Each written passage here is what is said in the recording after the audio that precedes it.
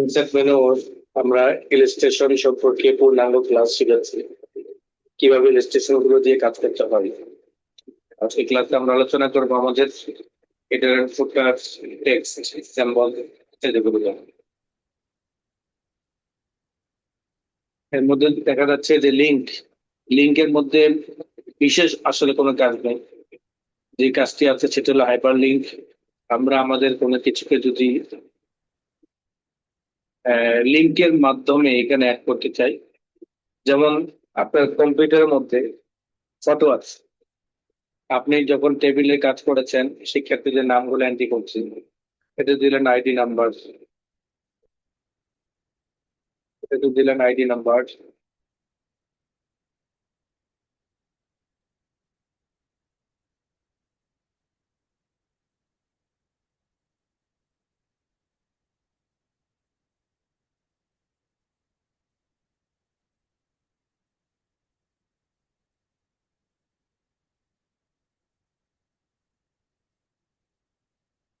Name, class, mobile number, photo.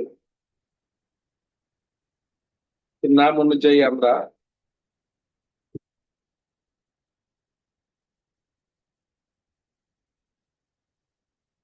এখানে আমরা ফটোটাকে add করতে চাই। তো নর্মালি যদি আমরা ফটো মূল ছবিটা যদি এখানে অ্যাড করি, তো সেক্ষেত্রে আমাদের যে সমস্যাটা হতে পারে সেটা হলো যে আমাদের এই ঘরটাকে বড় বড় করতে হয়। পিকচার থেকে যখন আমরা পিকচারের মাধ্যমে ফটোটাকে অ্যাড করি কোনো ধরনের যে কোনো ফটো যদি আমরা অ্যাড করে নিই, যেমন এই ফটো, তখন দেখেন যে এটা অনেক বড় হয়েছে। এতে দেখা গেছে এটার যে শেপটা আছে শেপটা নষ্ট হয়েছে। তখন আমরা এখানে আমাদের সকল ছবিগুলোকে আমরা এক জায়গায় ড্রাইভ আকারে রাখি, দেন লিঙ্কের মাধ্যমে, অর্থাৎ হাইপার লিঙ্কের মাধ্যমে আমরা ওই ফটোটাকে অ্যাটাচ করে দিই। ফলে দেখা গেছে এখানে লিঙ্কটা আসে, আমরা যখন ক্লিক করি তখন ফটোটা ওপেন হয়ে দেখায়।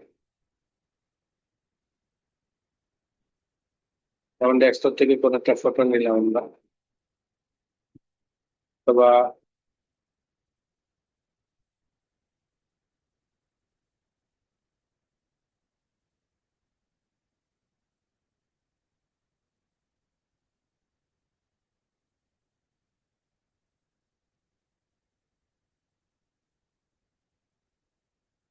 ফটো নিলাম, ওকে বাটন প্রেস করলাম, দেখেন লিঙ্কটা চলে আসছে। এখন যদি আমরা লিঙ্কের উপর ক্লিক করি তখন আমাদের ফটোটা ওপেন হয়ে দেখাবে আমাদের, ওপেন হয়ে দেখাচ্ছে এই ফটোটা এখানের মধ্যে রয়েছে। তো এইটা হাইপার লিঙ্কের মাধ্যমে আমরা মূলত এই কাজটা করে থাকি। বুকমার্কের মাধ্যমে হলো আমরা আমাদের এই ফাইলের মধ্যে তোমরা বিশেষ লেখাগুলোকে যদি আমরা নোট করে রাখি, বুকমার্কে দিয়ে রাখি, তখন এটা যে কোনো মুহূর্তে আমরা সার্চের মাধ্যমে এটা বের করতে পারি। যদিও বা এটা লাগে না, কখনো কারো প্রয়োজন হবে না। যেমন আপনি এখান থেকে কোথায় বুকমার্ক করবেন, এখানে একটা বুকমার্ক করলেন, কি বুকমার্ক করলেন, বুকমার্ক নেম দিলেন, যেমন নেম দিলেন মোবাইল বা এখানে অ্যাড করলাম বুকমার্ক। আমরা যখন এই মুহূর্তে বুকমার্কে যাব, বুকমার্কে যাওয়ার পর যখন আমরা গো টুতে ক্লিক করবো, বুকমার্কে যাবো যখন গো টুতে ক্লিক করবো, কার্সরটা অটোমেটিক ভাবে ঠিক ওই জায়গার মধ্যে চলে যাবে। এই বুকমার্কের মূলত কাজ হলো এটা। এটা কখনো আসলে লাগে না, কাউকে দেখি নাই এই জায়গার মধ্যে এটা কাজটা করে। ক্রস রেফারেন্স এটা আমাদের প্রয়োজন নেই। একটা শব্দের পরিবর্তে একটা শব্দ ক্রস হওয়া, বা একটা শব্দের সাহায্যে, যেমন বুকমার্কের মতো, অনেকটা অনেকটা বুকমার্কের মতো আমাদের এই শব্দের জায়গায় এই শব্দটা যুক্ত থাকবে, যেটা আমরা পরবর্তীতে ফাইন্ড আউটের মাধ্যমে বের করতে পারবো। এটাও আপনাদের লাগবে না, কারণ আমার লাইফে কখনো লাগে না, আমি কখনো কাউকে দেখিও না এটা কোন বিশেষ কোনো কাজ করতে। আসলে হলো হেডার অ্যান্ড ফুটার, এখানে যে তিনটা পয়েন্ট রয়েছে, তিনটা পয়েন্ট কিন্তু খুব গুরুত্বপূর্ণ। তিনটা পয়েন্ট খুব গুরুত্বপূর্ণ, বিশেষ করে যারা বই পুস্তকের কাজ করবেন তাদের জন্য অত্যন্ত গুরুত্বপূর্ণ হলো ওই তিনটা point: header, footer, page number. Header and footer, header and ফুটার মানে হলো পেজের উপরে আর পেজের নিচে, পেজের উপরে এবং পেজের নিচে ইয়ে করা। হুম, আলহামদুলিল্লাহ।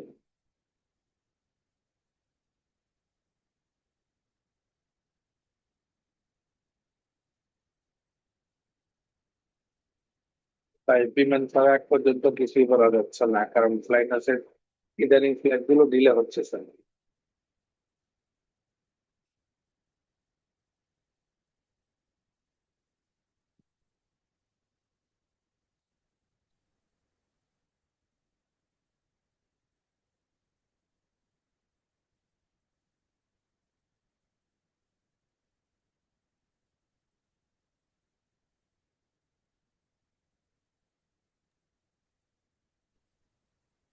আমি বলতে পারতেছি না।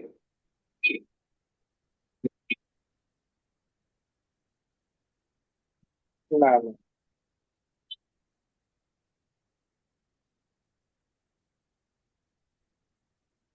এখানে হেডার এন্ড ফুটার মধ্যে আমরা দেখতে পাচ্ছি যে আমাদের হেডার এন্ড ফুটারটা কি সেটাকে বোঝাতে। হেডার মানে হলো হেডলাইন, আর হেডলাইনটা মানে হলো মূলত পেজের উপরে যে শিরোনামটা থাকে, যে হেডলাইনটা থাকে, মূলত সেটাই হলো হেডার। আর ফুটার মানে হলো ফুট, মানে নিচে। এই ফুটার অংশের মধ্যে যে লেখাগুলো থাকে সেই লেখাগুলোকে বলা হয় ফুটার। বুঝতে পেরেছেন? ফুটার অংশ মানে নিচের অংশ, আর হেডার অংশ মানে হলো উপরের অংশ। আর পেজ নাম্বারটা আমাদের উপরেও হতে পারে, নিচেও হতে পারে। হেডার অংশও থাকতে পারে, আবার ফুটার অংশও থাকতে পারে। এক একজন এক এক জায়গার মধ্যে পেজ নাম্বার বসায়। তো পেজ নাম্বারটাও আমরা বসাইতে পারবো, যেটা অটোমেটিক প্রতিটা পৃষ্ঠার মধ্যে হয়ে যাবে। আমরা হেডলাইন নিয়ে আলোচনা করি। হেডার মধ্যে যখন ক্লিক করব এখানে কিছু ফরম্যাট থাকবে। শিরোনামটা কোন স্টাইলে আপনি দিতে চান, কোন ফরম্যাটে আপনি দিতে চান, এই ফরম্যাটটা আপনি এখান থেকে চুজ করতে পারেন। যেটাই লাগবে, যেটা পছন্দ হবে আপনি সেটাতে ক্লিক করবেন। ক্লিক করার পরে হেডারটা ওপেন হবে। ওপেন হওয়ার পরে আপনি এই জায়গার মধ্যে শিরোনাম বসিয়ে দিলেন, যেমন আপনি এখানে বসাইলেন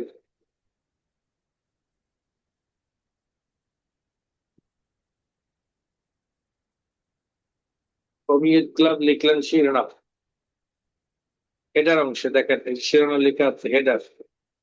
হেডারের মধ্যে আমরা লিখেছি কমিউনিটি ক্লাব। এবার দেখেন ফুটারের মধ্যে কিন্তু কিছু নেই। আমি হেডারে ক্লিক করে হেডার এবং ফুটার দুটাই কি করতে পারি, সিলেক্ট করতে পারি। যেমন এক ফুটারের মধ্যে দিতে চাই পেজ নাম্বার, পেজ নাম্বারটা কোন সিস্টেমে দিব। পেজ নাম্বার যখন যাবেন তখন top of page, bottom of page পাবেন। অর্থাৎ বটম আর টপ।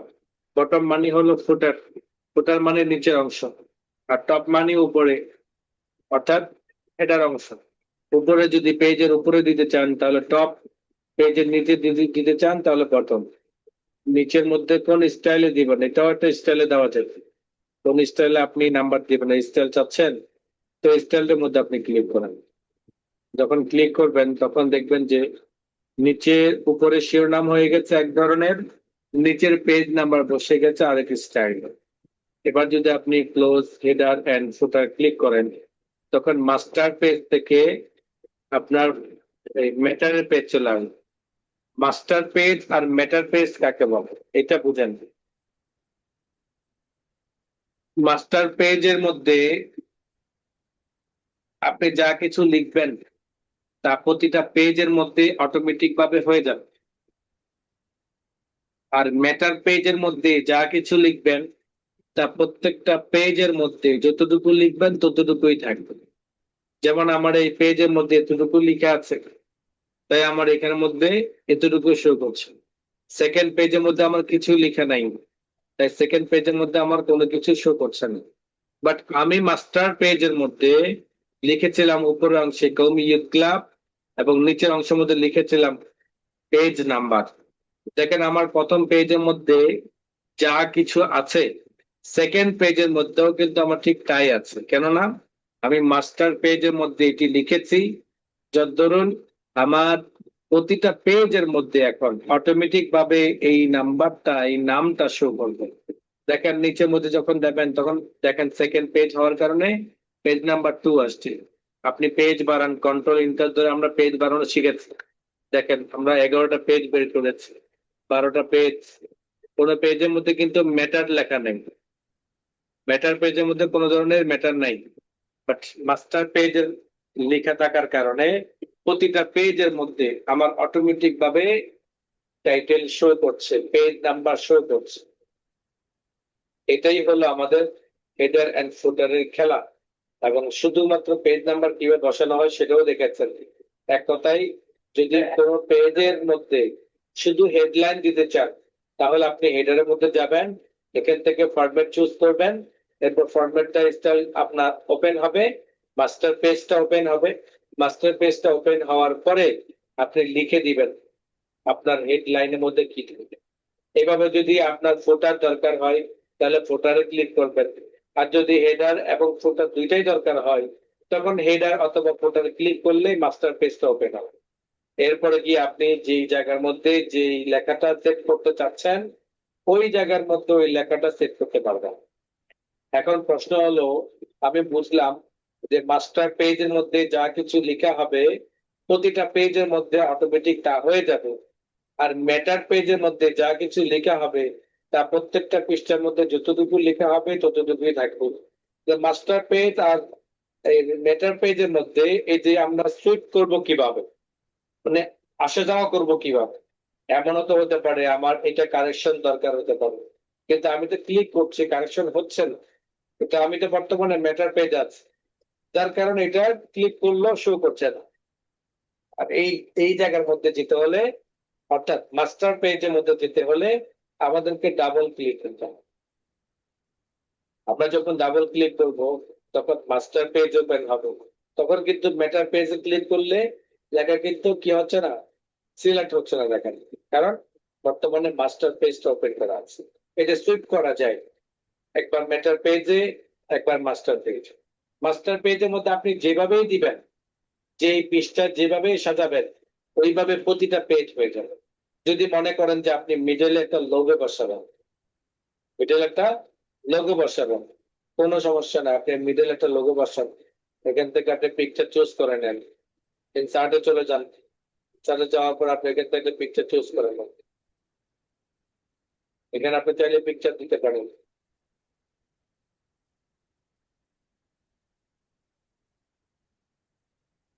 পিকচার চুজ করেন, এখান থেকে কোন পিকচারটা আপনি দিবেন, যে পিকচারটা আপনি দিবেন ওই পিকচারের মধ্যে ক্লিক করুন। দেখেন চলে আসছে, আমি এটাকে মিডলে নিয়ে আসলাম, স্কয়ার ক্লিক করে এটাকে মিডলে নিয়ে আসলাম, অথবা আমি সেন্টারে ক্লিক করলাম, পজিশন থেকে সেন্টারে।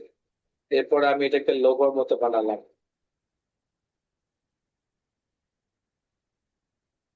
এবং এটাকে কালারটাকে হালকা করে দিলাম, কালারটাকে হালকা করে দিলাম।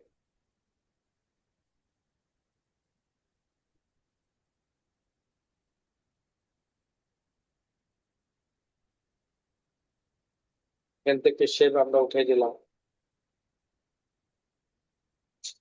এবার আমরা কি করব, আমাদের close header and footer click করব। এখন দেখেন প্রতিটা পেজের মধ্যে কিন্তু আমার এই লোগোটা চলে আসছে। মাস্টার পেজটাকে আপনি যেভাবে সাজাবেন ওই ওই পেজটা সব পেজের মধ্যে অটোমেটিক ভাবে কপি পেস্ট হয়ে যাবে, আপনাকে কিছুই করতে হবে না। এটাই হলো মাস্টার পেজের খেলা। আচ্ছা নেক্সট, ফিল্ড। ফিল্ডের কি কাজ? Text box. টেক্সট বক্সের কি কাজ? টেক্সট বক্সটা অনেকটা শেপের মতো। ওখান থেকে আমরা যখন শেপ করেছি, বক্স গুলো করেছি, ঠিক টেক্সট বক্সটাও শেপ বক্সের মতো। অর্থাৎ নর্মাল যে শেপ গুলো আমরা করি ওই শেপ গুলোতে, যে শেপ গুলো আমরা করি ওই শেপ গুলোতে কোনো কিছু লেখা যায় না অ্যাড টেক্সট করা আগ পর্যন্ত। আর যখন আমরা টেক্সট বক্স নিই তখন টেক্সট বক্স নেওয়ার পরে অটোমেটিক এই বক্সটি টেক্সটের জন্য তৈরি হয়ে যায়। দেখেন এটার ভিতরে আমরা লিখতে পারছি, বাট কিন্তু এটার ভিতরে আমরা লিখতে পারছি না। এটার ভিতরে লিখতে না পারার কারণ হলো আমরা এটাতে ক্লিক করে লেখা ইয়ে করতাম। এখন দেখেন আমার কিন্তু এইটা, এই শেপটা আমার এখন অ্যাড টেক্সট হয়ে গেছে। আবার খেয়াল করুন, এই শেপটা আমার এখন অ্যাড টেক্সট হয়ে গেছে। দেখেন আমার এই যে শেপটা এখন যে আকৃতি, ঠিক এই আকৃতি আসছে। আবার যখন আমি আরেকটা শেপ তৈরি করবো, দেখেন এটার আকৃতি দেখেন, এটা আকৃতি দেখেন, এটা ভিতরে, এটা ভিতরে একটা টেক্সট বক্সের মতো বক্স নেই, কিন্তু এটার মধ্যে দেখা আছে। দেখেন এটার মধ্যেও রয়েছে। এটাতে যখন ক্লিক করি তখন কিন্তু আমাদের লেখাটা কমে আসছে। ঠিক আমাকে এটার মধ্যে যখন আমি ক্লিক করি তখন কিন্তু আমার শো করছে, বাট এটা তো শো করে না কেন? এটা তো শো করে না এই জন্য আমরা এটাকে অ্যাট্যাক্স করে নিই। অ্যাট্যাক্স করার পদ্ধতি দুইটা। কয়টা? অ্যাট্যাক্স করার পদ্ধতি দুইটা। অ্যাট্যাক্স মানে কি সেটা আগে বুঝেন। অ্যাট্যাক্স মানে হলো আমি এই বক্সের মধ্যে টেক্সট অ্যাড করতে চাই, মানে লিখতে চাই, এই লেখার কার্সর পয়েন্টটা যাতে আসে। এটা আমরা পদ্ধতি হলো দুইটা। একটা রাইট বাটন ক্লিক করে অ্যাড টেক্সট। এখন দেখেন ভিতরে শেপটা তৈরি হয়ে গেছে। এবার লিখেন, ঠিক এটার মধ্যে ক্লিক করলে দেখবেন এটার ভিতরে লেখা হচ্ছে। এটার ভিতরে ক্লিক করলে এটাও লেখা হচ্ছে। এইভাবে দেখেন আমি আরেকটা বক্স তৈরি করলাম, কিন্তু এটার ভিতরে লেখার মতো অবস্থা নেই। তাহলে একটা সিস্টেম হলো রাইট বাটন ক্লিক করে টেক্সট ক্লিক করলে লেখা যায়। আরেকটা সিস্টেম হলো ক্লিক করার পর যদি আপনি কিবোর্ড থেকে লেখা শুরু করেন সেটা অটোমেটিক ভাবে কি অ্যাড টেক্সট হয়ে যায়। আমি কি বুঝাইতে পারলাম? এই যে শেপ টেক্সট গুলো, শেপ বক্স আর টেক্সট বক্স, শেপ বক্স আর টেক্সট বক্স, যদিও আবার টেক্সট বক্সটাও কিন্তু একটা শেপ বক্স, কিন্তু এটা আলাদাভাবে বিশেষভাবে একটা টেক্সট বক্স করার কারণ হলো যে এটা লেখার জন্য বিশেষভাবে এই অটোমেটিক ভাবে এটা টেক্সট বক্স হয়ে আসে। এখন দেখেন এগুলো কেন করা হয়, কেন লাগে? এগুলো অনেকগুলো কাজের জন্য লাগে। কেন কাজের জন্য লাগে? আমি যখন একটা বক্সে কাজ করব, আমি যখন একটা আপনার ইয়েতে কাজ করব, আমি যখন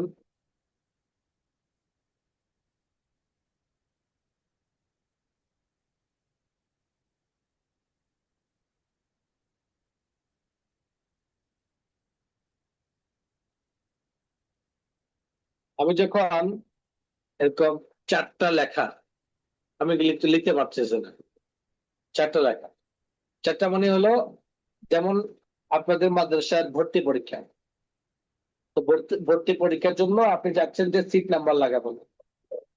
তো সিট নাম্বার লাগানোর জন্য আপনি একটা পেজের মধ্যে চারটা কিংবা ছয়টা কিংবা আটটা বড় বড় নাম্বার সংখ্যা দিয়ে একটা চতুর্পাশে একটা বক্সের বাউন্ডারি দিয়ে আপনি একটা ডিজাইন করতে যাচ্ছেন। তাহলে এই ক্ষেত্রে আপনাকে কি করতে হবে? অ্যাড টেক্সট নিতে হবে। অ্যাড টেক্সট নেওয়ার পরে আপনার যতটুকু পরিমাণ দরকার হবে ততটুকু পরিমাণ একটা বক্স নিলেন। এখানে আপনি ওয়ান লিখলেন,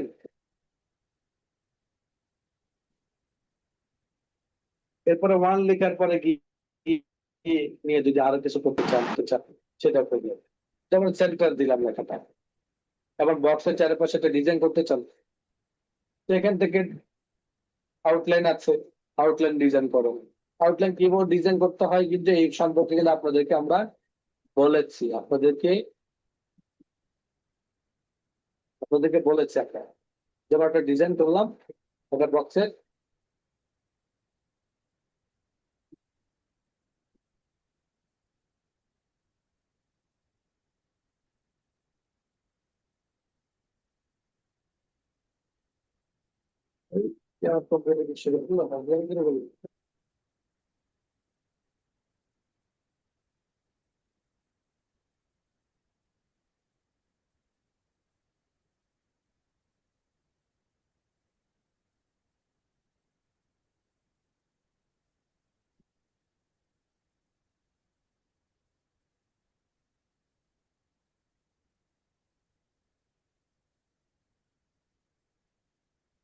আচ্ছা, তাহলে এখন দেখেন এখান থেকে আমরা যদি কোনো ধরনের শেপ দিতে চাই, সেই শেপ গুলো আমরা এখান থেকে চেঞ্জ করতে পারি। নানান ধরনের ডিজাইন গুলো ভিতরে রয়েছে, আমরা জানি যে ডিজাইনটা আমাদের কাছে ভালো লাগবে এবং চিকন মোটা করতে চাবো, আমরা সেটা ওইভাবেই করে নিব।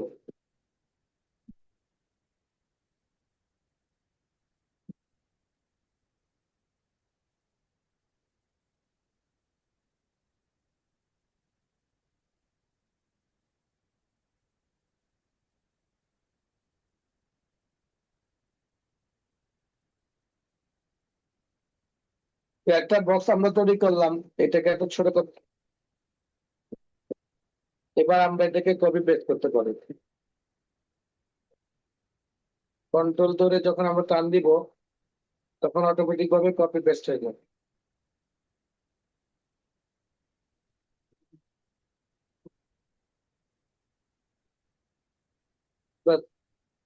টেক্সট বক্স এই জন্যই করা হয় যে যাতে আমাদের এক পেজের মধ্যে একাধিক একই লেখা একাধিক ভাবে কপি পেস্ট করে সুন্দরভাবে যাতে আমরা এটাকে সাজাইতে পারি, সুন্দরভাবে এটাকে যাতে প্রিন্ট আউট করতে পারি, এই কারণে এটা করা হয়।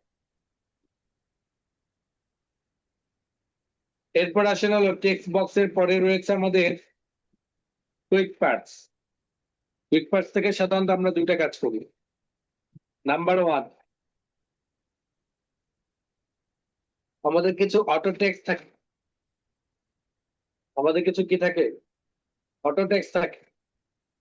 অটো টেক্সট আমরা সেট করে রাখি। যেমন লিখছি আমরা, বা বাংলা কোনো মাধ্যম বই লিখছি, অথবা প্রশ্ন উত্তর, প্রশ্ন উত্তরে কোনো বই লিখছি, সেই প্রশ্ন উত্তরের মধ্যে এমন অনেক লেখা আছে বারবার বারবার আমাদের আসে। যেমন প্রশ্ন নাম্বার ওয়ান এই লেখা, উত্তর নাম্বার ওয়ান এই লেখা, এই লেখাগুলো বারবার বারবার লিখতে হয়। তা আপনি যদি অটো টেক্সটের মধ্যে লেখাগুলোকে কপি করে রেখে দেন, অটো টেক্সটের মধ্যে লেখাগুলোকে কপি করে রেখে দেন, তাহলে যখন দরকার হবে তখনই সাথে সাথে আপনি এটাকে স্ক্রিনে নিয়ে আসতে পারবেন আপনার প্রয়োজন অনুযায়ী। সেই কাজটা আপনি করতে পারবেন ফিল্ড থেকে অটো টেক্সটের মাধ্যমে। আপনি যখন অটো টেক্সটে যাবেন, দেখেন আমার এখানে আমাদের অনেকগুলো লেখা আছে, যেমন শিরোনাম দেওয়া আছে, নিচের দিকে যান এবং নিচের দিকে যান, দেখবেন অনেকগুলো শিরোনাম দেওয়া আছে। যেমন আমার এটা দরকার, ক্লিক করলাম, দেখেন জাতীয় সঙ্গীত চলে আসছে। তো জাতীয় সঙ্গীত যদি আপনার দরকার হয়, আপনি পুরোটা লিখবেন, তো লিখে না লিখে যদি আপনি এখানে সেট করে রাখেন, যতবারই দরকার হবে ততবার আপনি এখানে বের করে দিতে পারবেন। আরো সহজভাবে বুঝাই, যারা কোর্ট কাছারিতে কাজ করেন তাদের মধ্যে দেখবেন যে এই কোর্ট কাছারির ফরম্যাট থাকে, ম্যাক্সিমাম ফরম্যাট সেম, শুধুমাত্র সামান্য একটু রদবদল হয় নাম টাম ইত্যাদি গুলো। ওই ধরনের ক্ষেত্রে আপনি এইভাবে এই অটো টেক্সটের মধ্যে লেখাগুলোকে সেট করে রাখতে পারেন। কিভাবে করবেন অটো টেক্সটের মধ্যে লেখাগুলি, যেমন আমি লেখাগুলো লিখলাম, কপি করলাম, দেন কুইক পার্সে গিয়ে আমি দেখেন এখানে save selection to auto text gallery, এখানে যখন ক্লিক করব তখন অটো টেক্সট সেভ করার জন্য একটা নাম চান। যেমন আমি এখানে শুধু আমার দিলাম, এবার ওকে বাটন প্রেস করলাম। ওর টেক্সট কি টেক্সট হবে এটা আমরা এখান থেকে কপি করে বসিয়ে দিলাম, কপি, সেভ সিলেকশন 0101 নামে পড়েছে, আবার এখানে আমরা পেস্ট করে দিলাম, ওকে বাটন প্রেস করলাম। এখন দেখেন এই লেখাগুলোকে কেটে দিলাম, ফিল্ড কুইক পার্সে যাব, এরপর গিয়ে দেখবে যে আবার 0101 নামে আছে, ক্লিক করলাম, দেখেন চলে আসছে। আমার এখানের মধ্যে বাংলা ফন্টটা এই জন্য এমন আছে, আমার এটা সুপি নাম যেতে করা, আমি সুপি নাম যেতে ক্লিক করলাম, সুপি নাম যেতে ক্লিক করলাম, অথবা এখান থেকে কনভার্ট করবে।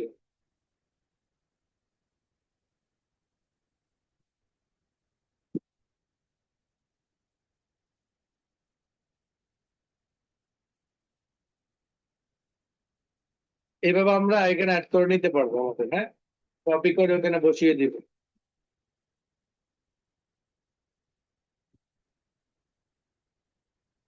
এরপর আসেন ডকুমেন্ট প্রপার্টি, প্রয়োজন নেই। বিল্ড, সেভ, এগুলো আমাদের প্রয়োজন হবে না। আসেন গুরুত্বপূর্ণ একটা পয়েন্ট, সেটা হলো ফিল্ড। এই ফিল্ড হলো মূলত ভগ্নাংশ, ভগ্নাংশের কাজ করে। কেমন ভগ্নাংশের কাজ করে? যেমন 5 ভাগের 3 ভাগ, 3 ভাগের 1 ভাগ, 10 ভাগের 9 ভাগ, এরকম যে আমরা ভগ্নাংশের কাজ করি। এই ভগ্নাংশের কাজ করতে গেলে আমাদেরকে টেক্সট বক্স করতে হয়। যেমন উপরে 3, নিচে 1,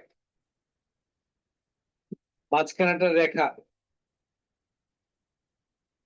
মাঝখানে যে রেখাটা আছে সেই রেখাটা দিয়ে আমরা যখন কাজ করতে যাই তখন আমাদেরকে একটা টেক্সট বক্সের ভিতরে এগুলোকে করতে হয়।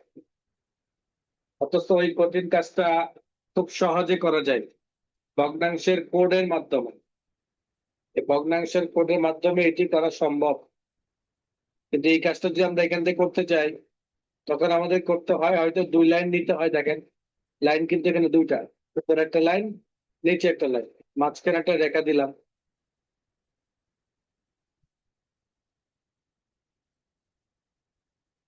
তো এই কাজটাই আমরা ভগ্নাংশের মাধ্যমে করব।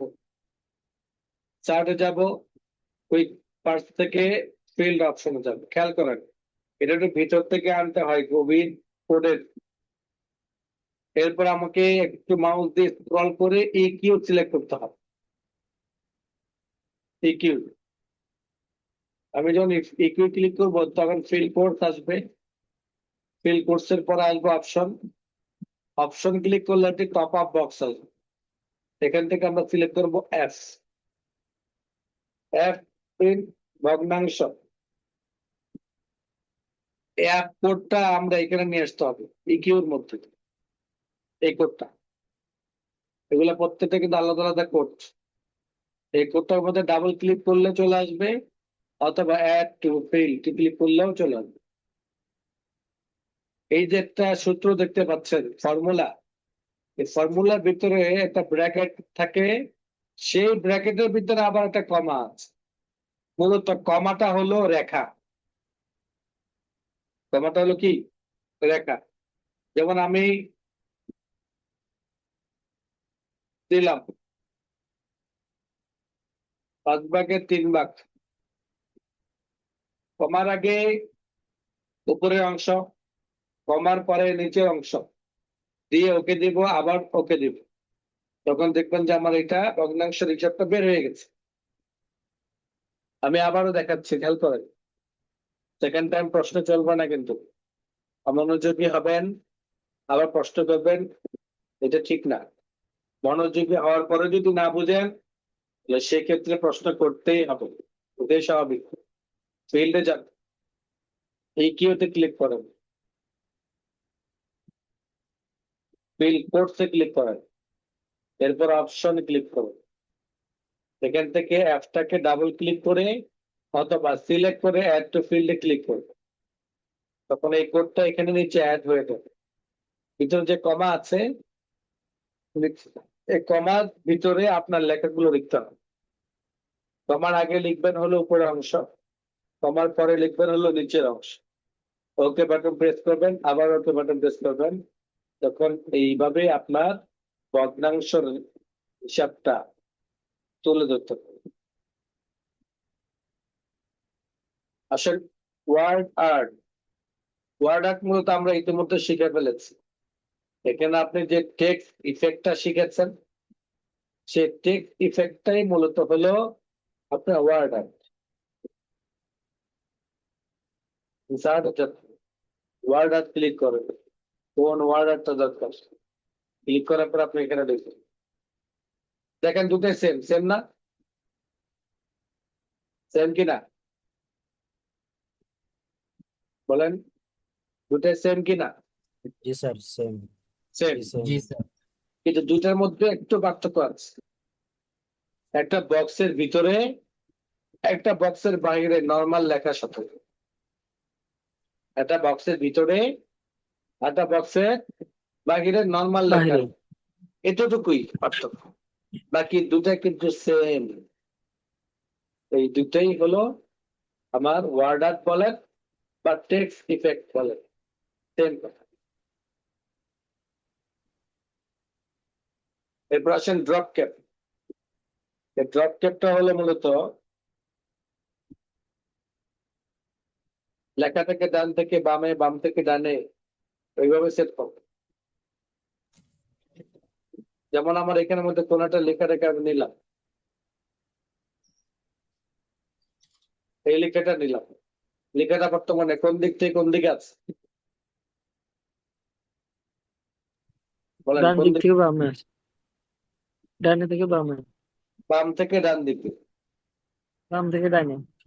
বাম থেকে ডানে। ডানে। আপনি যদি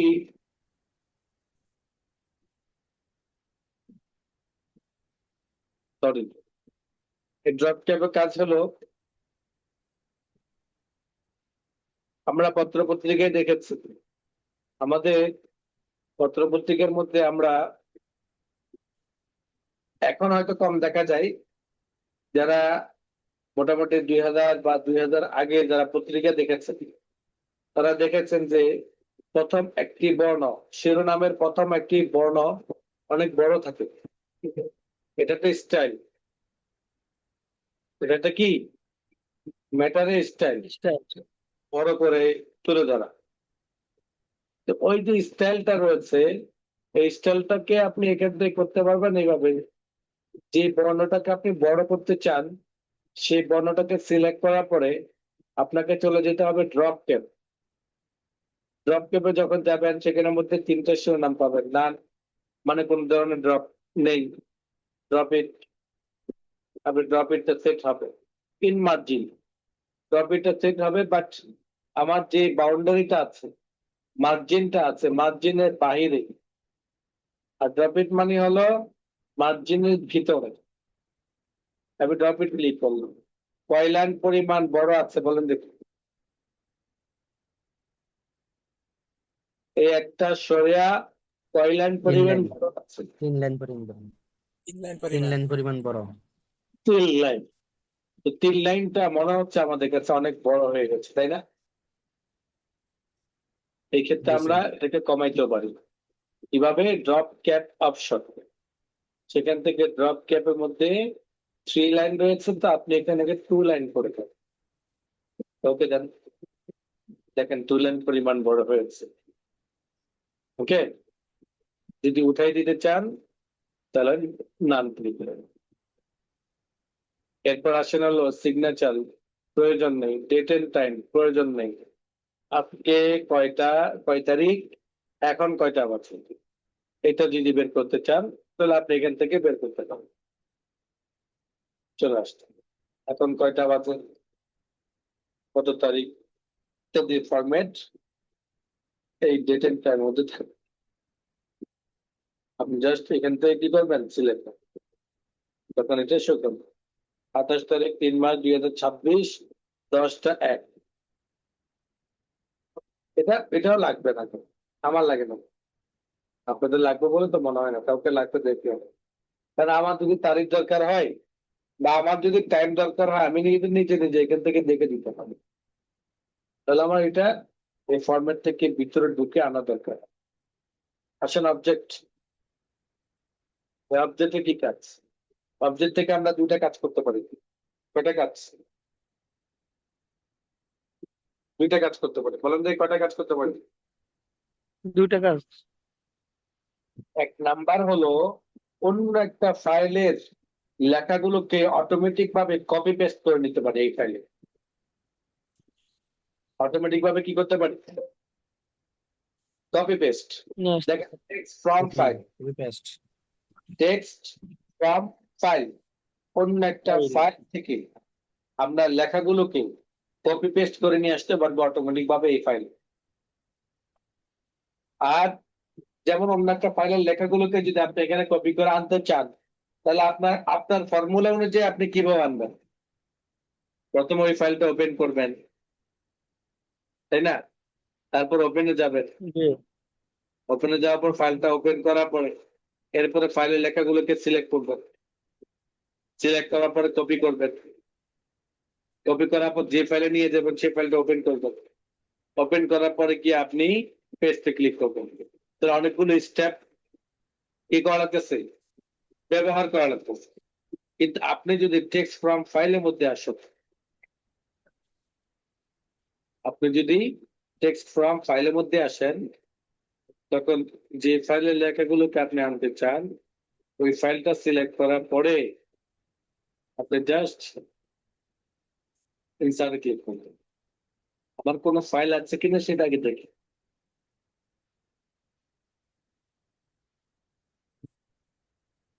ক্লিক করলাম, এটা ইনসার্টে ক্লিক করলাম, ওই ফাইলের মধ্যে লেখাগুলো আছে, লেখাগুলো কপি পেস্ট হয়ে চলে আসে। ওকে, এটা হলো আমাদের টেক্সট ফ্রম ফাইল। আসেন অবজেক্ট, এই অবজেক্টটা অত্যন্ত গুরুত্বপূর্ণ। এখানটা শিরোনাম আছে কিনা,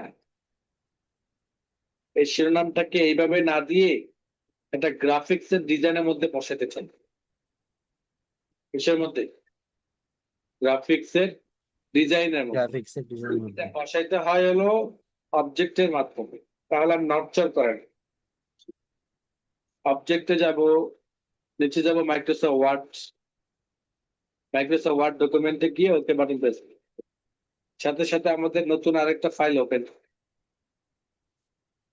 এই ফাইলটা ওপেন হওয়ার পরে এই ফাইলের মধ্যে আপনি যেভাবে ডিজাইন করবেন ঠিক ওইভাবে আপনার ডিজাইনটা সেট হবে।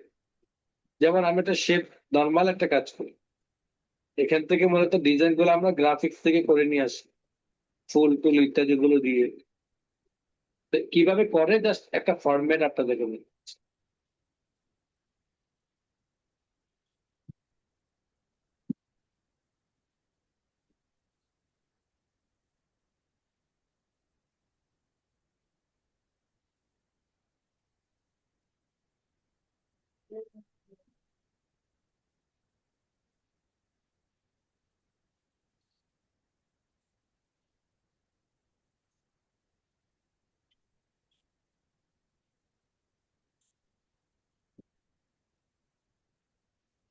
এবার ক্লোজ করে দিব। যখন ক্লোজ করে দিব তখন দেখেন এই সেটিংটা এখানে চলে আসছে, আসছে ঠিকই, কিন্তু আমার সাইজ অনুযায়ী আসে না, আমার সাইজ অনুযায়ী আসে না। আবার ডাবল ক্লিক করবো, আমার সাইজ অনুযায়ী আমি করে নিচ্ছি। আমার সাইজ অনুযায়ী এটি আছে হলো 4, আমি এখান থেকে টেপ ধরে 4 পর্যন্ত করে দিলাম, এবং এটাকে ছোট করে নিলাম। লেখাগুলো সব এক জায়গায় আসে নাই, সিলেক্ট করার পর এটাকে ছোট করে দিই। এবার ক্লোজ করে দিলাম। এখন দেখেন ঠিক আমার সাইজ মধ্যে চলে আসছে। আমি যেখানে 4 দিলাম, কেন দিলাম 4, কারণ আমি জানি এই এইটার থেকে এই পর্যন্ত সাইজ রয়েছে 4। কত, 4। কিভাবে জানি, নাম্বার 1 হলো আমার মুখস্থ, এটা যেহেতু আমি কাজটা করেছি। নাম্বার 2, যদিও বা এটা কাজ করেছে আমি আরো 2-3 বছর, মিনিমাম 3 থেকে 3.5 বছর হবে। নাম্বার 2, এই জায়গার মধ্যে দেখায় 1, 2, 3, 4, এই দুইটা পদ্ধতিতে আমার এখানে সাইজটা কি, আমার ওই অনুযায়ী আমার সাইজটা আমি করে ফেলেছি। দেখেন এরকম অনেকগুলো দেখবেন, বিশেষ করে যে নোট গাইড বইগুলো রয়েছে ওইগুলো দেখবেন যে শিরোনামগুলো একটা সুন্দর ডিজাইনের মধ্যে সাজানো থাকে বা সাজানো হয়। ওই ডিজাইনটা এই জায়গার মধ্যে সেট করে কিভাবে সেটা আপনাদেরকে দেখাইলাম। আর ডিজাইনটা করে কিভাবে সেটা হলো গ্রাফিক্স ওয়ালাদের কাজ, যারা ডিজাইন করে তাদের কাজ। জাস্ট আপনি কিভাবে নর্মাল একটা করবেন সেটা আপনাকে দেখাবে। এরপর আসলে হলো সিম্বল। সিম্বল থেকে সাধারণত আমরা কাজ করি বাংলা অথবা যে কোনো ভাষার যুক্ত বর্ণগুলো আমরা আনি, হরকত সেট করি। এইভাবে উর্দুর ফন্ট গুলো আমরা সেট করি। এরকম আরো নানান ধরনের কাজগুলো এই স্যাম্বল থেকে করি। যদিও বা স্যাম্বলের নামের রিলেটিভ কাজ আমরা শিখে নেই, মাত্র শিখব। স্যাম্বল মূলত হলো স্যাম্বলের কমান্ড। কি ধরনের স্যাম্বল? কাজ করতে গেলে নানান জায়গার মধ্যে নানান ধরনের স্যাম্বল দিতে হয়। কোথাও বই দিতে হয়, কোথাও টিকমার্ক দিতে হয়, কোথাও হ্যান্ড রাইটিং সহ কলম সহ দিতে হয়, কোথাও অ্যারো বাটন দিতে হয়, এরকম নানান ধরনের স্যাম্বল দিতে হয়। এই স্যাম্বল গুলো মূলত স্যাম্বলই পাবেন। স্যাম্বল থেকে কিন্তু শর্টকাট কিছু দেখেছেন যেগুলো রিসেন্টলি করা হয়েছিল। মোট স্যাম্বলে যখন যান তখন সেখানে winding, winding two, winding three, এগুলোর বিভিন্ন জায়গার মধ্যে বিভিন্ন ধরনের প্রতীকগুলো রয়েছে, স্যাম্পল রয়েছে। এখান থেকে আপনার কোনটা পছন্দ, আপনার যেটা পছন্দ হবে আপনি এখান থেকে ওইটাতে ক্লিক করেন, অর্থাৎ ডাবল ক্লিক করেন। যেমন আমার এটা দরকার, ডাবল ক্লিক করেন। যেমন ডাবল ক্লিক করলাম, দেখেন আমার এখানে চলে আসছে। এই স্যাম্বলের যে স্যাম্বল গুলো থাকে এগুলো কিন্তু কোনোটাই শেপ নয় বা অবজেক্ট না, এগুলো সাধারণ টেক্সটের মতো, বর্ণমালার মতো। বর্ণমালাকে যেমন ছোট বড় করতে পারি, বর্ণমালাকে যেমন কালার করতে পারি, বর্ণমালাকে যেমন এই বর্ণ কাটতে পারি, সবকিছুই আমরা এই স্যাম্পলের প্রতীকগুলো দিয়ে করতে পারি। স্যাম্পল থেকে মূলত আমরা অনেকগুলো কাজ করি। বিশেষত কাজ হলো এইটা যে স্যাম্পল। সাইকেল তুলে ফেলেন। তো এটা ছিল আমাদের ইনসার্ট মেনুর আলোচনা। আসলে হলো পেজ লেআউট। এই পেজ লেআউটের মধ্য থেকে প্রথম যে শিরোনামটা দেখতে পাচ্ছেন এটা কিন্তু আমাদের দরকার নাই, লাগেও না, কখনো প্রয়োজন হয়নি। সেকেন্ড আসেন হলো পেজ সেটআপ। এই পেজ সেটআপের প্রথম দেখতে পাচ্ছেন মার্জিন, সেকেন্ড দেখতে পাচ্ছেন ওরিয়েন্টেশন, থার্ড দেখতে পাচ্ছেন সাইজ, ফোর্থ দেখতে পাচ্ছেন কলাম, এবং এরপরে আমাদের আরো তিনটা কমান্ড দেখতে পাচ্ছি। আজকে এই চারটা নিয়ে আলোচনা করব। মার্জিন কাকে বলে ইতিমধ্যে কিন্তু আমরা আলোচনা করেছি। পেজের চতুর্পাশে যে বাউন্ডারিটা খালি রাখা হয় মূলত সেটি হলো আমার মার্জিন। আর এই মার্জিনটা এতদিন কিভাবে সেট করে এটা কিন্তু আমরা শিখি নাই, আজকে শিখব। এই বাউন্ডারিটার কম বেশ হয় কিভাবে, কোথাও কোথাও দেখবেন যে হালকা গ্যাপ থাকে, কোথাও আর বেশি গ্যাপ থাকে। এটা হয় কিভাবে? পেজ লেআউট থেকে মার্জিনে এখানে কিছু অটোমেটিক ফরম্যাট দেওয়া আছে। আপনি কাস্টম মার্জিনে গিয়ে টপ, বটম, লেফট, রাইট, উপর নিচ, ডান বাম, কোন জায়গায় কত ইঞ্চি ফাঁকা রাখবেন সেটা লিখে দেন। যেমন আমি টপে রাখলাম 0.5 ইঞ্চি এবং নিচেও রাখলাম, বটমও রাখলাম 0.5 ইঞ্চি, অর্থাৎ half inch. Okay button press করলাম। এখন দেখেন উপরের নিচে যে পরিমাণ গ্যাপ, ডান বামের গ্যাপটা কিন্তু তার দ্বিগুণ, কারণ ডান বাম 1 ইঞ্চি করে আর উপর নিচ রয়েছে হাফ ইঞ্চি করে। এই পরিবর্তনটা কিভাবে করবেন? কাস্টম মার্জিনে গিয়ে টপ, বটম, লেফট, রাইট এর মাধ্যমে। লেফট রাইটটা আমরা সবাই বুঝি, ডান এবং বাম। টপ বটম বুঝি না, তাই টপ বটমটাকে আগে বুঝাইলাম। টপ উপরে, বটম নিচে। আর লেফট মানে বামে, এটা 0.5 ইঞ্চি দিলাম। রাইটে ক্লিক করলাম 0.5, দেন ওকে বাটন প্রেস করলাম। এখন কি হলো? চতুর্পাশে হাফ ইঞ্চি করে আমার গ্যাপ হলো। এই গ্যাপটা কমাইতে পারবো, বাড়াইতে পারবো কাস্টম মার্জিনে গিয়ে। আবার এখানে কিছু অটো ফরম্যাট থাকে, টপ, বটম, লেফট, রাইট 1 ইঞ্চি করে, দেখেন 1 ইঞ্চি করে। এখান থেকে দেখেন top, bottom, left, right half inch করে, দেখেন এখানে হাফ ইঞ্চি করে। এখানে দেখেন কোণে 1 ইঞ্চি করে, টপ, বটম 1 ইঞ্চি, লেফট রাইট হাফ ইঞ্চি, কোণে 1 ইঞ্চি করে। এটা বিভিন্ন ফরম্যাট রয়েছে, আপনি চাইলে এখান থেকেও দিতে পারেন। আসেন ওরিয়েন্টেশন। পেজটা বর্তমানে খাড়াখাড়ি আছে, এটাকে যদি আড়াআড়ি করতে চাই তাহলে ল্যান্ডস্কেপ দিন। আবার যদি খাড়াখাড়ি করতে চাই ওরিয়েন্টেশন থেকে পোর্ট্রেট দিন, তাহলে খাড়াখাড়ি হবে। আর যদি সাইজ ছোট বড় করতে চান পেজ, তাহলে মোর পেপার সাইজে যাবেন। এরপর এখান থেকে পেপার সাইজ অনেকগুলো সাইজ রয়েছে, লিগেল আছে, লেটার আছে, A3 আছে, A4 আছে, A5 আছে, ইন্টারন্যাশনাল অনেকগুলো সাইজ এখানে রয়েছে। সবগুলো সাইজ কি আপনাকে মুখস্থ করতে হবে? না, সবগুলো সাইজ আপনাকে মুখস্থ করতে হবে। লেটার মানে হলো 7.5/11, এটা একটা কমন সাইজ। সরি, 8.5/11। আর A4 মানে যে সাইজটা আমরা সবচেয়ে বেশি ব্যবহার করি, 11.69 এবং 8.27, এই সাইজটা আমাদের সবচেয়ে বেশি ব্যবহার হয়। আর A4 আর লেটার দুটাই কিন্তু 19-20, একটা ছিল 8.5/11 আর আরেকটা হলো 8.27/11.69, অর্থাৎ 8.5 প্রায় 11.5 প্লাস। এটার থেকে একটু বড় যেটা রয়েছে সেটা হলো লিগ্যাল। লিগ্যাল কাকে বলে? লিগ্যাল হলো আমাদের দেশে যে চুক্তিপত্রগুলো হয়, স্ট্যাম্প, এই স্ট্যাম্প সাইজ গুলো মূলত লিগ্যাল সাইজ, একটু 19-20। বাকি লিগ্যাল সাইজে কাজ করে আমরা স্ট্যাম্পে প্রিন্ট করি। আর A3 সাইজ হলো আমাদের দেশে যে মাদ্রাসাগুলোতে মতনের যে বইগুলো রয়েছে, বুখারী, মুসলিম, তিরমিজি, এগুলো যে মূল বইগুলো রয়েছে, মূল বইয়ের পেজের সাইজ হলো আমার A3 সাইজ। এরপর আসেন কলাম।